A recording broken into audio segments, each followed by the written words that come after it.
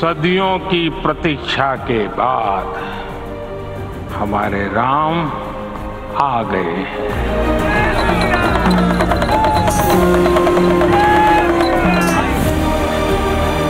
22 जनवरी 2024 ये कैलेंडर पर लिखी एक तारीख नहीं, ये एक नए काल चक्र का उद्गम है।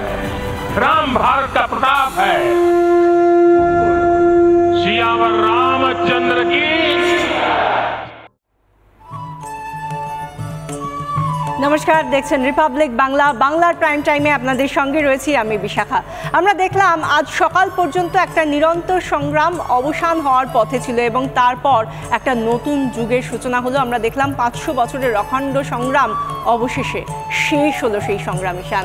এবং সেই জায়গা থেকে আমরা দেখলাম কি না, এতদিন ধরে যার তাঁবুতে জায়গা ছিল তিনি এবার নিজের দেবালয় অধিষ্ঠিত হলেন। প্রাণ প্রতিষ্ঠা হলো রাম মন্দিরে রামলালার। প্রধানমন্ত্রী নরেন্দ্র মোদীর হাত ধরেই সেই প্রাণ প্রতিষ্ঠা হলো এবং তার মধ্যে দিয়েই আমরা যে মন্তব্য শুনলাম প্রধানমন্ত্রী মোদীর, সেই তাঁর কথাতেই বলতে হয়, তাঁর কথায় রাম যেভাবে উঠে এলো, একটু তার কথা না বললেই নয়। রাম নীতি, রাম নেতি, রাম প্রবাহ, রাম প্রভাব তাঁর কথাতেই। এবং সেই সঙ্গে সঙ্গে তিনি আজকের দিনটাকেও কার্যত ভুলে গেলেন না। এই দিনটাকে ধরে তিনি যে নতুন যুগের সূচনা হচ্ছেন সে কথাও বললেন যে 22শে জানুয়ারি 2024 শুধুমাত্র ক্যালেন্ডারের পাতায় একটা দিন নয়, এই দিনের মধ্যে দিয়েই একটা নতুন যুগের সূচনা হলো। সুশাসন সুন্দরভাবে যাতে দেশ এগিয়ে যায়, মাথা উঁচু করে দেশ আরও শক্তিশালীভাবে এগিয়ে যায়, সেই পথ সুগম করার দিন আজ, সেই যুগের সূচনা হলো আজ। একেবারেই তাই বিশাখা, সেই যুগের সূচনা আজকে প্রধানমন্ত্রী নরেন্দ্র মোদী যেমন বলছিলেন, যারা দীর্ঘদিন ধরে এই রাম মন্দির আন্দোলনকে কটাক্ষ করে গিয়েছেন বিশাখা, তাদের উদ্দেশ্যেও প্রধানমন্ত্রী এদিন রাম মন্দিরে রামলালার প্রাণ প্রতিষ্ঠার পরে কিন্তু বার্তা দিয়েছেন। প্রধানমন্ত্রী নরেন্দ্র মোদীর কথায় অনেকে বলেছিলেন যে রাম মন্দির তৈরি করা যাবে না, রাম মন্দির তৈরি হলে আগুন লেগে যাবে। কিন্তু আজ দেখা যাচ্ছে আগুন নয়, রামলালা আগুন নন, তিনি হলেন শক্তি, তিনি যাবতীয় শক্তির উৎস, তিনি সমাধান। রামলালা কোনো বিরোধ তৈরি করেন না, রামলালা বিরোধের নন, বিভেদের নন, তিনি সবার এবং তিনি সমাধানের। এবং যেমনটা বিশাখা বলছিল যে রামলালার প্রাণ প্রতিষ্ঠার এই মুহূর্ত থেকে ভারতের ইতিহাস নতুন বাঁক নিতে শুরু করলো, ভারতের নতুন কালচক্র শুরু হয়ে গেল এবং ইতিবাচক দিশাতেই এরপর থেকে গোটা ভারত যাত্রা শুরু করবে। আগামী 1000 বছর ধরে এক দিব্য ভারতের নির্মাণ হবে, এই সংকল্পে প্রত্যেককে অটল হয়ে যেতে বললেন প্রধানমন্ত্রী নরেন্দ্র মোদী। তাই তো বিশাখা? একদমই তাই। এবং তার যে কথাগুলো আমরা দুজনে মিলে বললাম সেগুলো সারাদিন ধরে আপনারাও শুনেছেন, আমরা সেগুলো শোনাবো, কারণ এগুলো আজকের দিনে শোনার মতো কিছু মন্তব্য, শোনার মতো কিছু বিষয়। কিন্তু তার আগে ঈশান, আমার মনে হয় যে আমরা যদি দর্শকদের একটু ছবিগুলো দেখাই, যে আজকের বিশেষ বিশেষ ছবিগুলো কি আমরা একটু দেখানোর চেষ্টা করব। আমাদের সঙ্গে যে ছবিগুলো রয়েছে, আমাদের পিসিআরকে, প্রোডাকশন কন্ট্রোল রুমকে বলবো একটা একটা করে সেই ছবিগুলো দেখানোর। সবাই সেই ছবিগুলো দেখেছেন এবং বারবার দেখতে চাইছেন। আমরা আরতির ছবি, আরতির যে ছবিটা, যখন প্রধানমন্ত্রী নরেন্দ্র মোদী আরতি করছেন রামলালাকে, পূর্ণ অবয়বে যখন রামলালার এই বিগ্রহের প্রকাশ ঘটল, একেবারে যে ছবিটা আমরা দেখতে এতদিন ধরে অপেক্ষায় ছিলাম, সেই ছবিটাই আমরা দেখতে পাচ্ছি এখানে সুন্দরভাবে সজ্জিত। এতদিন ধরে আমরা দেখেছিলাম কি কৃষ্ণশিলায় যে মূর্তি তৈরি হয়েছিল রামলালার, 5 বছরের সেই বালক রামলালা, যার মধ্যে দেবত্ব এবং শিশুর মাহাত্ম্য, শিশুর কোমল যে বিষয় সেটা রয়েছে, সেই মূর্তিটা আমরা দেখেছিলাম। কিন্তু তারপর এই মূর্তি যখন গর্ভগৃহে আসন পেল, সেই জায়গায় তাকে যখন প্রাণ প্রতিষ্ঠার পর তাকে আরতি করছেন প্রধানমন্ত্রী নরেন্দ্র মোদী। এবং আমরা জানি যে এতদিন ধরে 11 দিন ধরে তিনি অন্ন ত্যাগ করে রয়েছেন এবং এই যে এই আরতিটা করছেন সেই সময়েও তিনি অন্ন ত্যাগ করেই ছিলেন, সেই ছবিটা আমরা দেখতে পাচ্ছি। যে অসম্ভব সুন্দর কারুকাজ ঈশান, আমরা দেখেছি যে এই যে কারুকাজ, এটা এতদিন ধরে আমরা দর্শকদের দেখিয়েছি, কিন্তু এখানে এই গর্ভগৃহের মধ্যে যখন রামলালা বিরাজমান, তার মধ্যে পুজো হচ্ছে, এই অদ্ভুত সুন্দর আবহ, সেই আবহটা সেখানে যেন আরও বেশি পরিপূর্ণ হয়ে যায় যখন প্রধানমন্ত্রী নরেন্দ্র মোদী, আমরা তাকে আরতি করতে দেখলাম। আর তারপরে আমরা দেখলাম কি সাষ্টাঙ্গে শুয়ে তিনি প্রণাম করলেন রামলালার বিগ্রহে, যে রামলালাকে অধিষ্ঠান করানোর জন্য বা প্রতিষ্ঠিত করার জন্য এই জায়গায়, এই গর্ভগৃহে প্রধানমন্ত্রী যিনি আজকে নরেন্দ্র মোদী, তিনি সেই 92 সাল থেকে যে লড়াইটা লড়েছেন, আজকে সেই লড়াইয়ের একটা ফল পেয়েছেন তিনি। এবং হয়তো সেই সংগ্রামী যারা ছিলেন এবং সব মিলিয়ে যাকে লক্ষ্য করে এই সংগ্রাম, সেই রামলালা যখন সম্পূর্ণভাবে তিনি এসেছেন সামনে, প্রকাশ হয়ে পেয়েছে তার রূপ, সেই সময় তাকে সাষ্টাঙ্গে প্রণাম। এবং তারপর আমরা দেখতে পাচ্ছি ভক্তিভরে প্রণাম করছেন নরেন্দ্র মোদী। আমরা সেই ছবিটা দেখলাম। এবং যেটা বলছিলাম, 11 দিন ধরে তিনি অন্ন ত্যাগ করেছিলেন। আজকে যখন এই আরতি করলেন, সাষ্টাঙ্গে প্রণাম করলেন, সেই সময়ও তিনি অন্ন ত্যাগ করেই ছিলেন। কিন্তু আজকের উপবাস তিনি যখন ভাঙলেন, সেই ছবিটা আমরা দেখতে পাচ্ছি চরণামৃত পান করে, মুখে চরণামৃত দিয়ে তিনি উপবাস ভঙ্গ করলেন প্রধানমন্ত্রী নরেন্দ্র মোদী। আমরা দেখলাম তাকে চরণামৃত মুখে দিয়ে দেওয়া হলো এবং তারপর তিনি প্রণতি জানিয়ে সেই চরণামৃত মুখে দিয়ে তারপর তার উপবাস ভঙ্গ করলেন। প্রধানমন্ত্রী প্রণাম করলেন পুরোহিতকে। এই ছবিগুলো আজকের দিনের বিশেষ ছবি। আজকের দিনের প্রত্যেকটা মুহূর্ত ঈশান অত্যন্ত গুরুত্বপূর্ণ। সেই মুহূর্তগুলোর মধ্যে থেকেও যেন ফুটে ওঠা কয়েকটা মুহূর্ত, সেগুলোই আমরা একটু একটু করে দর্শকদের দেখাচ্ছি। ঈশান, একেবারে বিশাখা, তুমি যে কথা বলছিলে, আজকে কোন ছবি ছেড়ে কোন ছবি যে ধরবো, মানে কোন ছবিটা এত এত সুন্দর সুন্দর এত অভূতপূর্ব ছবির জন্ম দিয়েছে আজকে অযোধ্যায়। এমনিতেই আজকে একটা অভূতপূর্ব মুহূর্ত, একটা অভূতপূর্ব সন্ধিক্ষণ তৈরি হওয়ার ছিল, কিন্তু সেই সন্ধিক্ষণ যে এত নয়নাভিরাম সব ছবির জন্ম দিয়ে যাবে, যেমনটা তুমি দেখাচ্ছিলে, আমিও কয়েকটা ছবি দেখিয়ে নিতে চাইবো। এই ছবিটা দেখুন, প্রধানমন্ত্রী নরেন্দ্র মোদী তিনি পুষ্পবৃষ্টি করছেন। প্রধানমন্ত্রী নরেন্দ্র মোদী কাদের উপর পুষ্পবৃষ্টি করছেন? যারা বসে আছেন সামনে, যাদের উপর নিজের হাতে ঝুড়ি থেকে নিয়ে ফুলের পাপড়ি এভাবে ছড়িয়ে দিচ্ছেন প্রধানমন্ত্রী মোদী, তারা প্রত্যেকে হচ্ছেন এই রাম মন্দির তৈরির কারিগর। অর্থাৎ এই যে রাম মন্দির তৈরি হচ্ছে, এই রাম মন্দির যাদের হাতে তৈরি হচ্ছে, যারা এই রাম মন্দির তৈরির কাজে নিয়োজিত, যারা শিল্পী, যারা স্থাপত্যবিদ, যারা ভাস্কর, যারা কারিগর, যারা শ্রমিক, যাদের শ্রমে, যাদের কুশলতায়, যাদের কৌশলে, যাদের দক্ষতায় এই অদ্ভুত সুন্দর মন্দির এইভাবে রূপ পাচ্ছে, তাদের সবাইকে সম্মান জানাচ্ছেন প্রধানমন্ত্রী। এবং দেখুন প্রধানমন্ত্রী নরেন্দ্র মোদী কিভাবে চেয়ারগুলোর মাঝ বরাবর যে রোগুলো রয়েছে, সেই রো ধরে হেঁটে হেঁটে গোটা এলাকাটা প্রদক্ষিণ করছেন এবং সবার মাথায় যাতে পুষ্পবৃষ্টি হয় সেটা সুনিশ্চিত করছেন। আমরা এই দৃশ্য ভারতের জন্য অভূতপূর্ব। তার কারণ আমরা এর আগেও ভারতের কোনো জনপ্রিয় সৌধের নাম শুনেছি, যেসব সৌধ তৈরি হওয়ার পর তার কারিগর বা তার শিল্পীদের নাকি হাতের আঙুল কেটে নেওয়া হয়েছিল বলে শোনা যায়।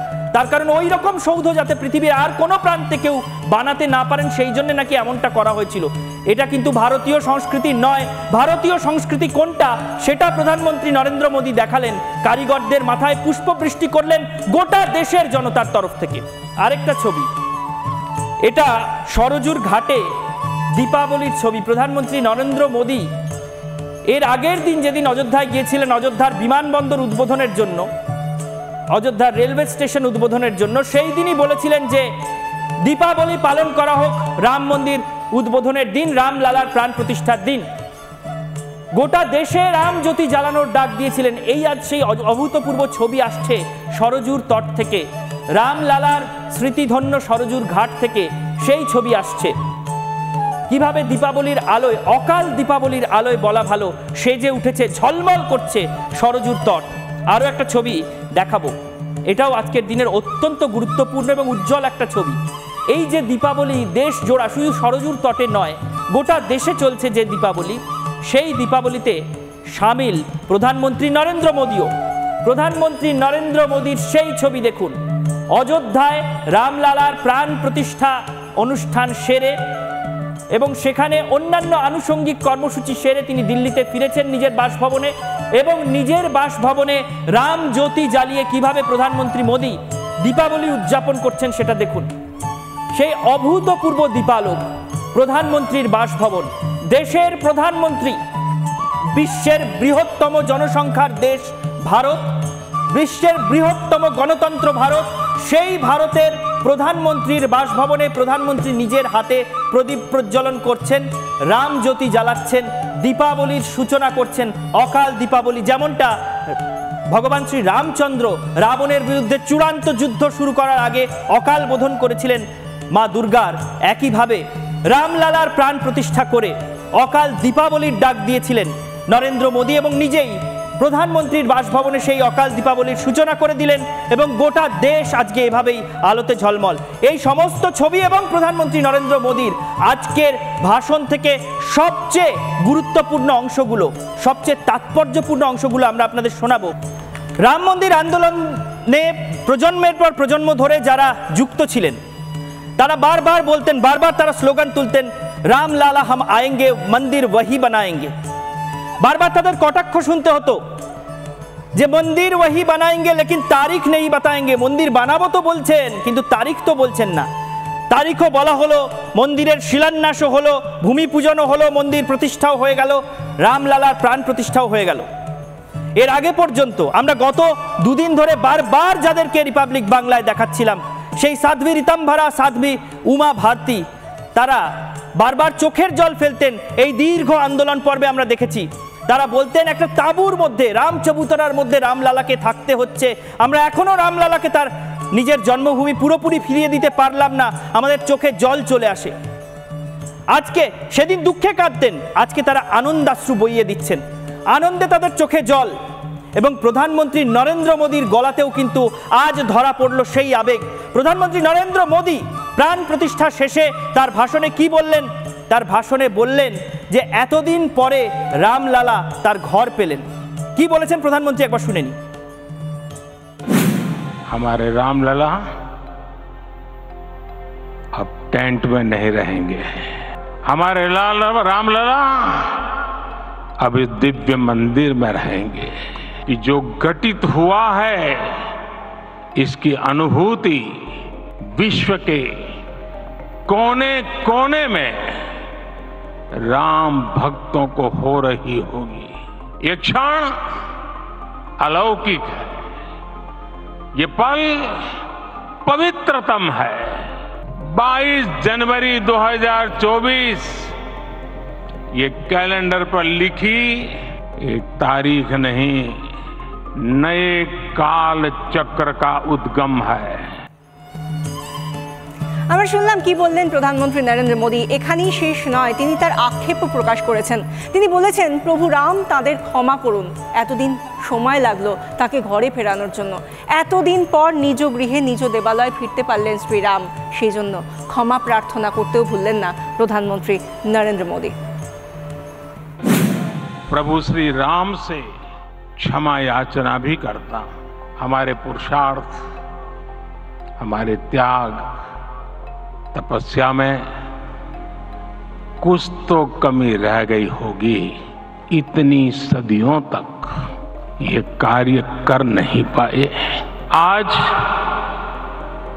वो कमी पूरी हुई है। मुझे विश्वास है प्रभु राम आज हमें अवश्य क्षमा करेंगे।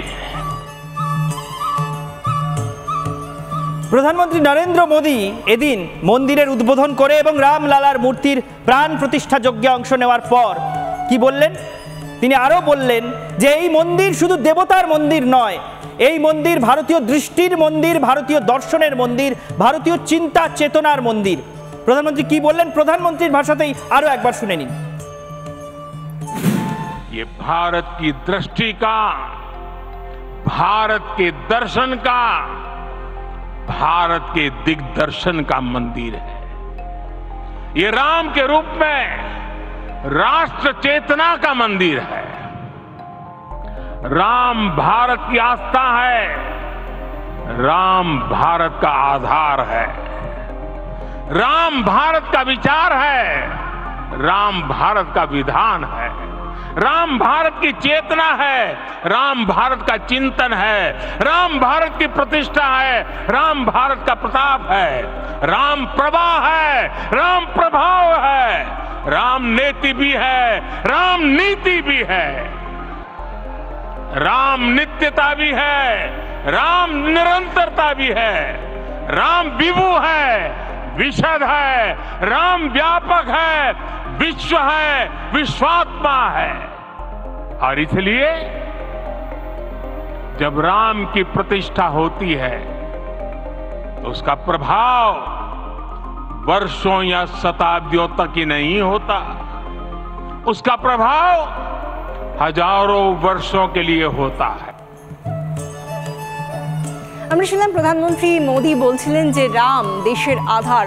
শুধু তাই নয়, তিনি এটাও বলেছেন আজকের তাঁর বক্তব্যের মধ্যে দিয়ে যে ভারতের এই সময়টা অতীতের থেকে আগামী অনেক বেশি সুন্দর হতে চলেছে, এবং সেই সঙ্গে তিনি এই মন্দিরে দাঁড়িয়েই বলেছেন এই স্থাপত্য ভারতকে আগামী 1000 বছরের দিশা দেখাবে। কি বললেন তিনি, শুনুন। आज का ये अवसर उत्सवता का क्षण तो है ही, लेकिन इसके साथ ही यह क्षण भारतीय समाज की परिपक्वता के बोध का भी क्षण है। हमारे लिए ये अवसर सिर्फ विजय का नहीं, विनय का भी है। हमारे देश ने इतिहास की इस गांठ को जिस गंभीरता और भावुकता के साथ खोला है, वो ये बताती है कि हमारा भविष्य हमारे अतीत से बहुत सुंदर होने जा रहा है। প্রধানমন্ত্রী নরেন্দ্র মোদীর কথা আমরা শুনছিলাম বিশাখা। প্রধানমন্ত্রী নরেন্দ্র মোদী যা বলেছেন আজকে রাম মন্দিরে রামলালার প্রাণ প্রতিষ্ঠার পর, যে ভাষণ প্রধানমন্ত্রী নরেন্দ্র মোদী ওই রাম জন্মভূমি মন্দির চত্বর থেকে দিয়েছেন, তার প্রতিটা ছত্র যেন আবার নতুন করে শুনতে ইচ্ছে করে, শোনাতে ইচ্ছে করে। কিন্তু এই সীমিত পরিসরে বোধহয় সবটা শোনানো সম্ভব নয়। আমরা প্রধানমন্ত্রী নরেন্দ্র মোদীর সেই ভাষণ থেকে সেরা অংশগুলো তুলে আরও একবার শোনানোর চেষ্টা করলাম। বারবার এই কথা অনুরণিত হতে থাকবে, প্রধানমন্ত্রীর এই বার্তা সম্ভবত আগামী 1000 বছর ধরে অনুরণিত হতে থাকবে, কারণ আগামী 1000 বছর ধরে ভারতকে শুধু উত্থানের যাত্রাই করতে হবে এবং সাফল্যের, উন্নতির এবং উৎকর্ষের শিখরে পৌঁছতে হবে। এই সংকল্প সকলকে নিতে বলেছেন প্রধানমন্ত্রী নরেন্দ্র মোদী। তার সেই বক্তব্যের, তার সেই ভাষণের, তার সেই বার্তার রেশ ধরেই বিশাখা আমরা আজকের বাংলার প্রাইম টাইম শেষ করব। তবে শেষ করব একটা খুব সুন্দর ছবি দিয়ে, যাতে এই রেশটা বহাল থাকে।